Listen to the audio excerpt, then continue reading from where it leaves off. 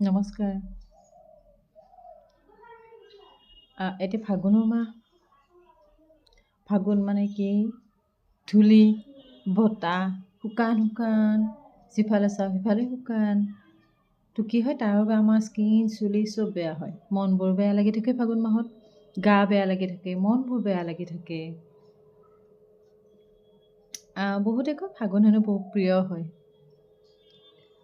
মোৰ ফাগুন মাহটো প্ৰিয় নহয়, কাৰণ মোৰ কাৰণে ফাগুন মাহ মানে কি ধূলি, বতাহ, শুকান স্কিন। মোৰ ফাগুন সেইকাৰণে ভাল নালাগে। তো ফাগুনক আমি নিজকে কি কৰিব সুস্থ কৰি ৰাখিবৰ কাৰণে কেইটামান মই সৰু সুৰা টিপছ কওঁ, যিকেইটা মই নিজেও কৰোঁ, আপোনালোকে কৰিব ভাল পাব। প্ৰচুৰ পৰিমাণে পানী খাব, প্ৰচুৰ পৰিমাণে তিয়ঁহ খাব।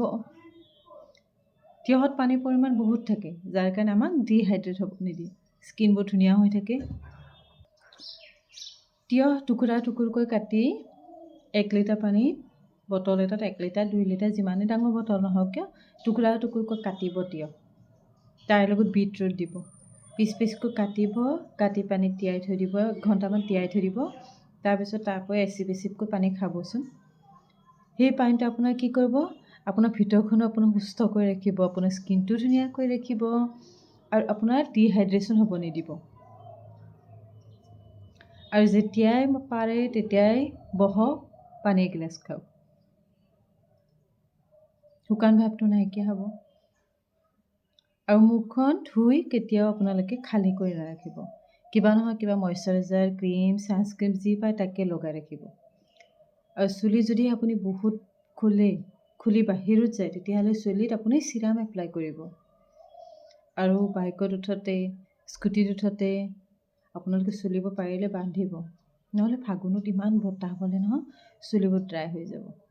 আৰু ড্ৰাই হৈ যাব, চুলিৰ আগটো ফাটি যাব। আৰু চুলিৰ আগটো ফাটিলে কি হয়, চুলিবোৰ বেয়া হৈ যায়, ওপৰলৈকে উঠি ফাটটো যেতিয়ালৈকে নাকাটে তেতিয়ালৈকে ঠিক নহয়।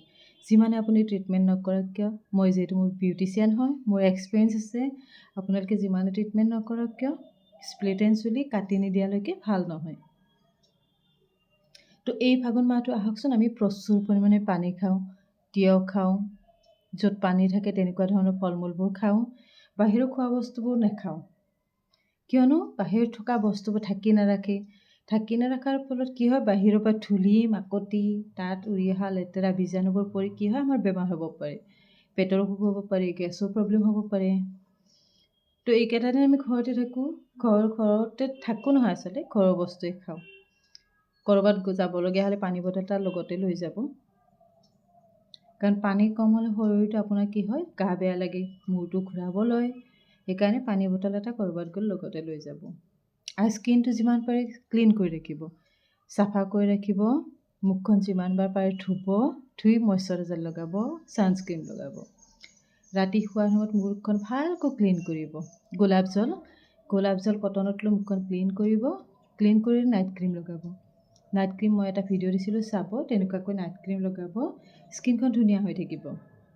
আৰু চুলিখিনি পাৰিলেই 2 দিনৰ মূৰে শ্বেম্পু কৰিব।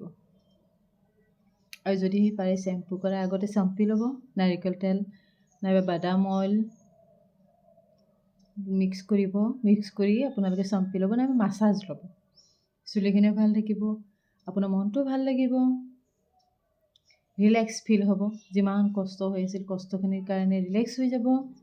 তো আহকচোন, আমি এই ফাগুন মাহটো ধুনীয়াকৈ কি কৰোঁ, নিজৰ অলপমান কেয়াৰ কৰোঁ, যাতে গা মন বেয়া নালাগে। ফাগুনে আমাক কি কৰিব নোৱাৰে, ডিহাইড্ৰেট কৰিব নোৱাৰে, স্কিন বেয়া কৰিব নোৱাৰে, চুলি ফটাব নোৱাৰে। তো সেইকাৰণে ফাগুন মাহত মই কোৱাখিনি কৰোঁ, আহকচোন, আপুনিও কৰক, ময়ো কৰোঁ। ধন্যবাদ।